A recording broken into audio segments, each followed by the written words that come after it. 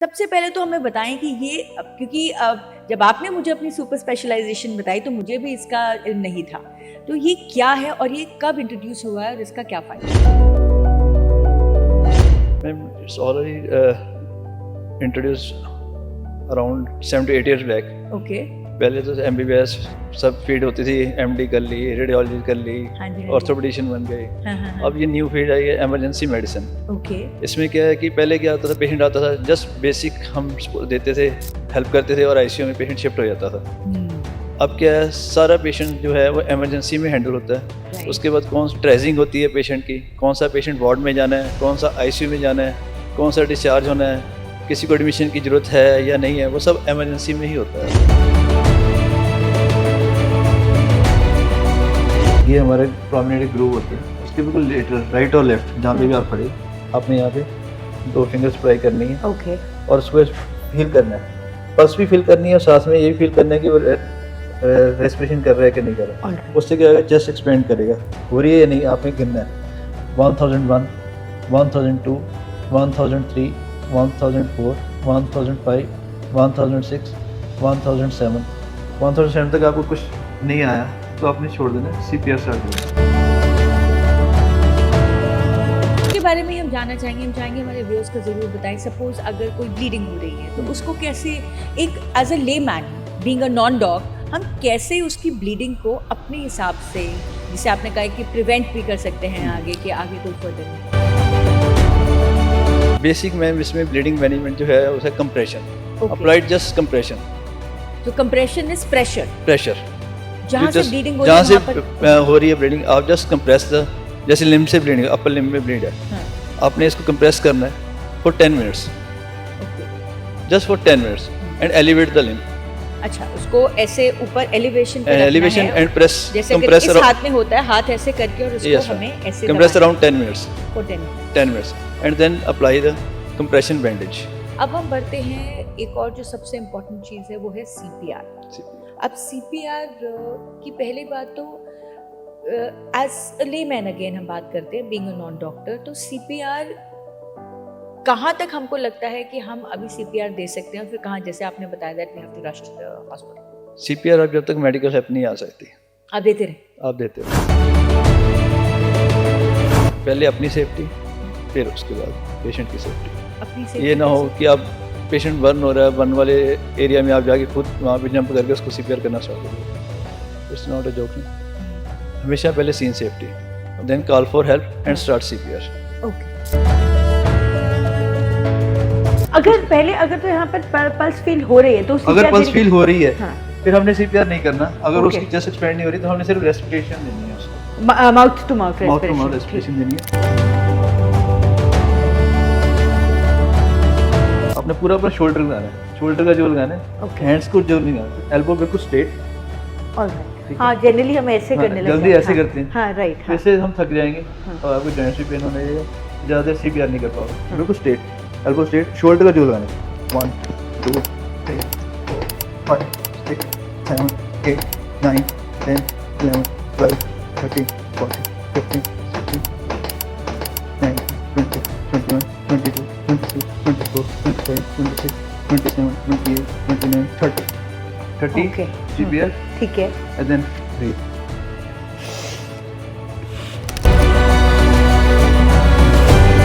First aid एक समय होता था, एक डब्बे में कुछ दवाइयाँ, गॉज या फिर कॉटन रख लेते थे, लेकिन अब it has been extended to FPC यानी कि फॉरेन पार्टिकल चोकिंग। और अगर इन शॉर्ट बोलेंगे, इवन CPR आता है इसमें इंक्लूडेड, अगर इन शॉर्ट बोलेंगे तो BLS यानी कि बेसिक लाइफ सपोर्ट। आज इसको समझने के लिए और इसकी कितनी अहमियत है, इसके लिए हमारे साथ हैं डॉक्टर देविंदर सिंह सर। आपकी जो सुपर स्पेशलाइजेशन है that is MEM, master in emergency medicine. सबसे पहले तो हमें बताएं कि ये क्योंकि जब आपने मुझे अपनी सुपर स्पेशलाइजेशन बताई तो मुझे भी इसका इल्म नहीं था। तो ये क्या है और ये कब इंट्रोड्यूस हुआ है और इसका क्या फ़ायदा? Ma'am, it's already introduced around 7 to 8 years back. Okay. पहले तो MBBS सब फील्ड होती थी, MD कर ली, रेडियोलॉजी कर ली, हाँ जी, हाँ जी। ऑर्थोपेडिशियन बन गए। हाँ। अब ये न्यू फील्ड आई है इमरजेंसी मेडिसिन। ओके। इसमें क्या है कि पहले क्या होता था, पेशेंट आता था, जस्ट बेसिक हम देते थे, हेल्प करते थे और आईसीयू में पेशेंट शिफ्ट हो जाता था। हम्म, अब क्या है, सारा पेशेंट जो है वो इमरजेंसी में हैंडल होता है। राइट। उसके बाद कौन ट्रेसिंग होती है पेशेंट की, कौन सा पेशेंट वार्ड में जाना है, कौन सा आईसीयू में जाना है, कौन सा डिस्चार्ज होना है, किसी को एडमिशन की जरूरत है या नहीं है, वो सब इमरजेंसी में ही होता है। ओके, तो ये तो सब ये है हाँ जो एमईएम जो आपकी स्पेशलाइजेशन है उसका यहाँ पर हमें बेनिफिट होता है कि that यहीं से benefit या होता कि किसी को और डिस्चार्ज करना है। है बिल्कुल, और किसी को, पेशेंट को जो इनिशियल हेल्प है वो बहुत जल्दी मिल जाती है इमरजेंसी में। और सेग्रीगेट भी हो जाता है बहुत Segregate भी जल्दी। होता जो है। फर्स्ट एड Yes, जिसे ma'am. कहते हैं वो First भी aid बहुत मिल- हाँ जिस हिसाब से पेशेंट की कोई हाँ बीमारी है उस हिसाब से क्लियर Yes, हो ma'am. सकता है। तो सबसे पहले डॉक्टर देवेंद्र, मैं जिस बारे में बात करना चाहूंगी कि बेसिक फर्स्ट एड क्या होती है। Ma'am, basically first aid is the initial and basic help to the someone Hmm. which is suddenly become ill or injured. Hmm. So इसमें हमने करना क्या है, 3 main fundas हैं। हाँ, Basically save the life okay, and prevent the worsening of condition हाँ, and promote recovery. Alright. तो basic अगर हम किसी की हेल्प करें तो ये सब चीजें हम उसको कॉम्प्लिकेशंस होने से बचा सकते हैं। Promote recovery as a layman, Yes, ma'am. not even as a doctor. No, ma'am. We can Promote initiate recovery as a that. layman. If he knows the basic how to manage the patient like a basic life support, hmm, then he can save the life of the patient. तो BLS यानी कि basic BLS, life support yeah. किस किस category में आते हैं कि कुछ कैटेगरीज हैं इसके अंदर। मैम जैसे पेशेंट है सडनली इंजर्ड हो गया, ब्लीडिंग हो रही है, हाँ, how to manage the bleeding. हाँ, if he compress the bleeder point, he can manage the patient to prevent from shock. Okay, और पेशेंट बर्न हो गया, उसको कैसे हेल्प हाँ, करनी तो है। इसके बारे में हम जानना चाहेंगे। हम चाहेंगे हमारे व्यूअर्स को जरूर बताएं। सपोज अगर कोई ब्लीडिंग हो रही है तो उसको कैसे एक as a layman being a non doc हम कैसे उसकी ब्लीडिंग को अपने हिसाब से, जिसे आपने कहा कि प्रिवेंट भी कर सकते हैं आगे के आगे कोई फर्दर इंजरी। बेसिक मैम इसमें ब्लीडिंग मैनेजमेंट जो है उसे compression, okay, applied just compression, जो कंप्रेशन इज प्रेशर, प्रेशर जहाँ से ब्लीडिंग हो रही जहाँ है से वहाँ पर। हो रही है ब्लीडिंग, आप जस्ट कंप्रेस द, जैसे लिम्ब से ब्लीडिंग, अपर लिम्ब में ब्लीड है, हाँ, आपने इसको कंप्रेस करना है for 10 minutes, okay, just for 10 minutes and elevate the limb, अच्छा, उसको ऐसे ऊपर एलिवेशन पे रखना एलिवेशन है। एंड प्रेस, जैसे अगर कंप्रेस इस हाथ में होता है, हाथ ऐसे करके और उसको Yes, ma'am. हमें ऐसे कंप्रेस दबाना around 10 minutes, for 10 minute. 10 minutes and then apply the compression bandage and elevate the limb. Compression bandage क्या होती है? ये मैं फर्स्ट एड किट में आपको सारी compression bandage, gauze piece, scissors, ये सारे आजकल उसमें कंटेंट में इंक्लूडेड है। हाँ, तो अब यहाँ पे बात आती है कि फर्स्ट एड किट। अब फर्स्ट Yes, एड किट जब आप लेते हैं, पहली बात तो डॉक्टर देवेंद्र, मुझे लगता है कि काफी हाउस होल्ड में फर्स्ट एड किट होती ही नहीं है मैम।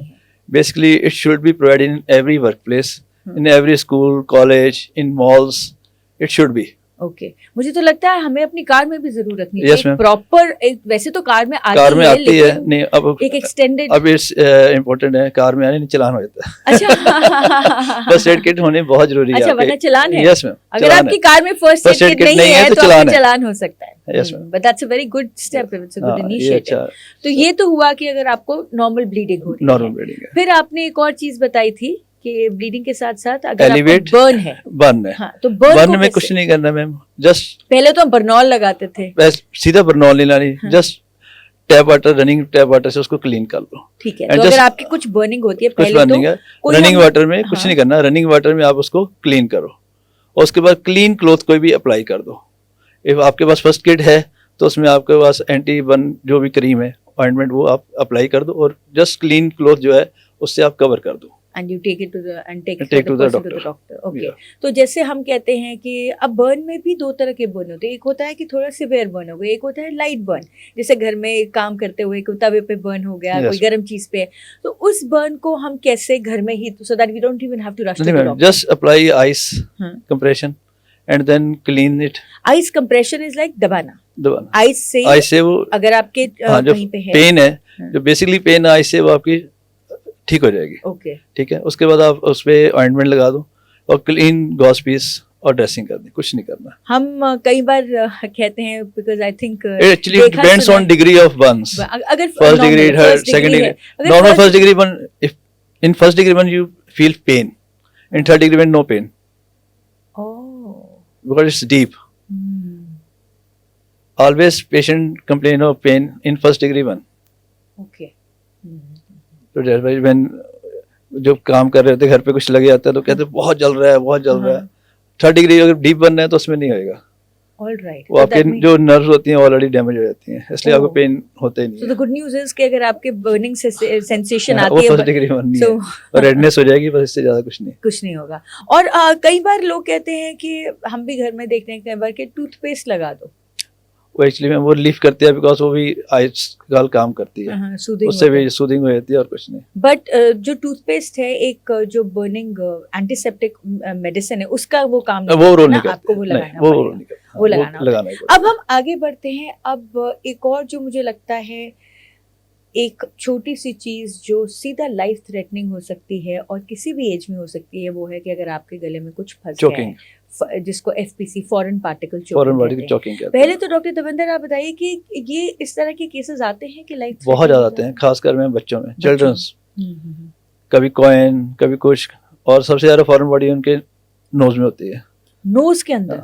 या एयर या नोज, कुछ ना कुछ वो कभी कोई बिड हो गया वो लगा लेते हैं, इवन कॉटन बड जो होती है वो कान में फंसा के आ जाते हैं। बहुत ऐसे इंसिडेंट्स होते हैं जो हम इमरजेंसी में हैंडल करते हैं। हाँ, बट ये तो एज डॉक्टर आप हैंडल करते हैं, लेकिन Yes. अगर आप घर पे हैं और कुछ नाक में, तो मुझे लगता है अगर फंस जाए तो आप कुछ नहीं घर में कर कुछ नहीं सकते, कर फिर तो you have to rush to हाँ, द डॉक्टर। बिल्कुल rush to the लेकिन अगर doctor। गले में फंस जाए तो हम क्या कर सकते हैं? गले में अगर फंस जाए तो घबराने वाली बात नहीं है, इसके लिए एक मैनोवर आता है एब्डोमिनल थ्रस्ट, ओके, ठीक है। अगर एडल्ट है आप उसके पीछे से पकड़ें, बिहाइंड हाँ हाँ, एब्डोमेन से ऐसे, ये अपने रिस्ट बनानी है ऐसे कैसे बनाते हैं? ऐसे, ऐसे, हाँ ऐसे करके, इसके ऐसे, चेस्ट के इंफीरियर पार्ट पे रखना है, जस्ट यहाँ। नीचे, ओके, और पीछे से आगे पकड़ना है आपने उसको, थोड़ा सा आगे करके ऊपर की तरफ, यस, लाइक दैट। जब तक वो कॉन्शियस है और कफ कर रहा है तब तक ऐसे करते रहो, तो वो फॉरेन पार्टिकल अपने आप बाहर आ जाएगा। जब तक वो कॉन्शियस है और कॉफ कर कफ कर रहा है तब तक करते रहे। तब तक करते हैं। अगर वो अनकॉन्शियस हो रहा है फिर आपने ये मैनोवर नहीं करना है। ओके, तो अगर आप एफपीसी, अगर किसी के कुछ गले में फंस गया और हाँ। आप एफपीसी जोकिंग का जो जो आप मैनोवर करें एब्डोमिनल कर रहे हैं, थ्रस्ट, वो तब तक करना है जब तक पेशेंट कॉन्शियस है और कफ कर रहा है। अगर पेशेंट अनकॉन्शियस हो गया फिर ये नहीं करना, फिर आपने सीपीआर स्टार्ट करना है, क्योंकि फिर वो पेशेंट जाने वाला है, रेस्पिरेटरी अरेस्ट में जा सकता है वो, ऑलराइट, और call for help and start CPR. Okay, so ये बहुत जरूरी है कि बहुत अप टू अ जरूरी limit you can help, Yeah. Beyond that you have to take No. Medical help. Alright, अब हम बढ़ते हैं, एक और जो सबसे इम्पोर्टेंट चीज़ है वो है सीपीआर। अब सीपीआर की पहली बात तो एज अ लेमैन अगेन हम बात करते हैं, बीइंग अ नॉन डॉक्टर, तो सीपीआर कहाँ तक हमको लगता है कि हम अभी सीपीआर दे सकते हैं, और फिर कहाँ, जैसे आपने बताया that we have to rush to the hospital. CPR अब जब तक मेडिकल हेल्प नहीं आ सकती आप देते रहे? आप देते रहो, बट पहले अपनी सेफ्टी, फिर उसके बाद पेशेंट की सेफ्टी। अपनी ये ना हो कि आप पेशेंट बर्न हो रहा है, बर्न वाले एरिया में आप जाके खुद वहाँ पे जंप करके उसको सीपीआर करना स्टार्ट कर दो, इट्स नॉट अ जोक ना। हमेशा पहले scene safety, then call for help and start CPR. Okay, आजकल मोबाइल सबके पास है, राइट, आप just dial the ambulance number, जब तक एम्बुलेंस अराइव होती है तब तक आप सीपीआर करते रहो। तब तक within 10 to 20 minutes ambulance आ जाती है, आजकल कहीं भी मेडिकल फैसिलिटी अवेलेबल है ओके। In cities. अब बात करते हैं बीएलएस यानी कि बेसिक लाइफ सपोर्ट की ट्रेनिंग की। तो ये ट्रेनिंग अगर कोई लेना चाहे, पहली बात तो मुझे लगता है this is not important, this should be compulsory. Compulsory, या स्कूल कॉलेजेस में भी मुझे लगता है स्कूल कॉलेजेस में compulsory जाते हैं, स्कूल में कॉलेजेस में हमारे कैंप लगते हैं, वहाँ पे हाँ। हम वीएलएस ट्रेनिंग देते हैं। ओके, इवन फैक्ट्रीज में भी गए हैं हम वीएलएस ट्रेनिंग देने, ओके, फर्स्ट एड ट्रेनिंग देने हम फैक्ट्रीज में भी जाते हैं उनको, ऑलराइट, क्योंकि वहाँ के वर्क प्लेस में ऐसी बहुत सी ऐसी प्रॉब्लम्स आती रहती हैं। हाँ, पेशेंट फेंट हो जाते हैं, कैसे हैंडल करना है, अनकॉन्शियस पेशेंट को कैसे हैंडल करना है, रिकवरी पोजीशन में कैसे रखना है जब तक नहीं आए। किसी को सीजर आ जाते हैं जिसको हम मिर्गी का दौरा बोलते हैं, तो उसमें आप पैनिक नहीं होना होता, जस्ट रिकवरी पोजीशन डालनी होती है। वो कैसे डालते हैं अगर किसी को मिर्गी का दौरा आ अब जाए? मिर्गी का दौरा पड़ा में हम क्या करते हैं, जुत्ती सुंघाना, चम्मच मुंह में डालना, ये सब कुछ नहीं करना होता उसमें। आपने जस्ट पेशेंट को लेफ्ट लेटरल पोजीशन में डालना होता है, लेफ्ट ऐसे, लेफ्ट लेटरल पोजीशन में, ठीक है, और उसको पीछे से, ताकि वो बेसिकली होता क्या सीजन में कि वो एस्पिरेट ना करे, जो कुछ खाया पिया वॉमिट करके उसका चेस्ट में ना चला जाए, ओके, तो उसको लेटरल पोजीशन में, लेफ्ट लेटरल पोजीशन में डालो, रिकवरी पोजीशन बोलते हैं उसको, ताकि वो एस्पिरेट ना करे। जैसे और just patient hold it. ऐसे है तो उनको लेफ्ट साइड में, लेफ्ट साइड में डाल दें, टुवर्ड्स हिज हार्ट, हार्ट हाँ। आपने उनके जो हार्ट है उस तरफ लेफ्ट साइड में उसको उसको आपने लेटरल पोजीशन पोजीशन में डाल कर होल्ड करना है, हाँ। जब तक उसको सीधे रुक नहीं जाता, अच्छा, और कुछ नहीं, और कुछ नहीं करना, ठीक है, और call for help. And call for help. अब जो अगर किसी ने BLS की ट्रेनिंग करनी है तो कैसे कांटेक्ट किया जा सकता है, कहाँ पर है इसका? ये कोई गवर्नमेंट इनके होते हैं या प्राइवेट होता है? How much? प्राइवेट भी है मैम, गवर्नमेंट भी है आजकल. आप you can call any hospitals, both are equally good. बहुत सारी equally. Okay, so you have to call the hospital and say कि हमको हाँ. BLS ट्रेनिंग करनी है. यस, और कोई भी आके कोई भी आके representative आपको पे वहाँ पे रिप्रेजेंट करते तो हैं. इसका गवर्नमेंट के थ्रू अगर जाते हैं, do they have to pay? और no ma'am, it's free. Government it's just a camp. It's just a camp. या अब CPR अगर किसी को देते हैं तो सबसे पहली बात किसका ख्याल रखना चाहिए when you are administering CPR to someone? Actually आपने जब भी पेशेंट देखना है कि आपके सामने पेशेंट सडनली अनकॉन्शियस हो गया, सबसे पहले आपने जाके उसको देखना है कि उसके पल्स है या नहीं है. CPR उसको देना है जिसकी पल्स नहीं है. अगर पल्स पल्स है, अगर हम बताएंगे, pulse is on carotid pulse, not radial, not femoral. ये वाला ये नहीं पल्स देखना. नहीं. हाँ, ये पल्स तो पहले ही चले जानी सबसे पहले. All right. अगर यहाँ पर आप देख रहे हाँ. हैं तो आप घबराइए मत, ये तो चली जाएगी पहले. अगर ये सबसे पहले जाएगी. सबसे एंड वाली पल्स है करोटिड पल्स देखनी है हमारी. Which is on the Which right is hand side. your neck is interiorly a prominent. This is prominent space. हाँ. So lateral to this or right or left. अच्छा, You feel the epiglottis बोलते हैं इसको. you feel the pulse. Yeah. You just yeah. put your fingers, two fingers. You feel the pulse. Yes. It's a carotid pulse. ये सबसे and में जाएगी ma'am. तो आपने अगर carotid pulse फील हो रही है, इसका मतलब पेशेंट को रेस्पिरेटरी रेस्ट हुआ है, नॉट अ कार्डिक रेस्ट. अच्छा, ओके. पेशेंट सांस ही ले रहा है बट वो उसका हार्ट चल रहा है. ऑल अगर ये फील नहीं हो रही, अगर आप डाउटफुल भी हैं, तो then you start a CPR. Okay. Not wait. Okay. Wait नहीं करनी है इसमें, क्योंकि सर्कुलेशन इज मस्ट. पहले होता था ABC. A मीन्स एयरवे पहले देखना है, फिर ब्रीथिंग देखनी, फिर सर्कुलेशन. अब उल्टा हो गया. अब सर्कुलेशन पहले देखनी है आपने. और सर्कुलेशन तभी होगी जब आप सर्कुलेशन ऑफ पल्स पहले. अगर पल्स चल रही है तो सर्कुलेशन चल रही है. अगर Right. पल्स नहीं चल रही तो इसका मतलब सर्कुलेशन नहीं चल रही. हाँ. अगर आपके ब्रेन में ब्लड सप्लाई नहीं जाएगी विद इन 6 और 8 मिनट्स तो ब्रेन डेड होना शुरू होता है. तो इसलिए आपने पहले CPR स्टार्ट, मतलब सर्कुलेशन पहले देखनी, तो CPR स्टार्ट कर देना. ओके. ठीक है. CPR को कहते हैं क्या हम? Cardiac pulmonary resuscitation. All right. Cardiac pulmonary resuscitation. All right. जब ये CPR हो जाता है तो ये CPR आप 10-15 मिनट जितनी भी देर है 10 to 15 मिनट आप करते रहो जब तक आपको मेडिकल हेल्प यहाँ नहीं पर आ मैं जाती एक बहुत अहम सवाल पूछना चाहूंगी कि CPR देते हुए कि कई बार अगर आपके अपने परिजन को हो रहा है और आप CPR दे रहे हैं, आप खुद भी शॉक में जा सकते हैं. जा सकते हैं, फेंट हो सकते हो आप भी. राइट. तो आप अपना भी कैसे ख्याल रखें ताकि CPR भी ठीक तरह से? क्या आपको ब्रेक्स लेनी चाहिए? क्या वो खास चीजें हैं जो ध्यान रखनी चाहिए? ब्रेक्स में ऐसे इसमें कुछ ज़्यादा नहीं है. आपने कंटिन्यू CPR नहीं करना, इसलिए इंटरवल है. आपने 30 टाइम्स प्रेस करना, कंप्रेस करना है, 2 टाइम रेस्क्यू ब्रीदिंग है. 30 time press, 2 time rescue breathing. Okay. So that ये सब ध्यान रखना हाँ, जरूरी वो होता ब्रेक है. मिल जाता है उसमें. और अगर आपको खुद को लग रहा है कि आप भी फेंट हो रहे हैं तो आप एकदम से अपना कैसे उस टाइम पे ख्याल रख सकते फिर हैं? नेचुरली फिर आपको खुद उसको छोड़ना पड़ेगा, अपना पहले पहले देखना पड़ेगा. राइट. ठीक है. वर्क प्लेस में, स्कूल में, कॉलेज में, मॉल्स में फर्स्ट एड किट पूरी होनी चाहिए, जिसमें गॉस्पी, scissors, antiseptic, antibiotics, even splints भी होनी चाहिए. स्प्लिंट होते हैं जो फ्रैक्चर्स, बाई चांस पेशेंट वहाँ पे फॉल हो गया, हाँ. उसको फ्रैक्चर हो गया तो उसको मोबिलाइज नहीं करना, उसको इमोबिलाइज करने के लिए स्प्लिंट्स होती हैं. तो आपने वो स्प्लिंट अप्लाई करनी है ताकि पेशेंट जो फ्रैक्चर है उसका एक पेन रिलीफ हो जाए, और जो पेशेंट का कंडीशन है फ्रैक्चर की वो वर्स ना हो. क्योंकि कई बार होता है कि फ्रैक्चर हुआ है पेशेंट को, वो हिलता रहेगा, आप उसको हिलाते रहोगे, तो अकेले फ्रैक्चर के बाद उसको वेस्कुलर इंजरी भी होने के चांस बढ़ जाते हैं.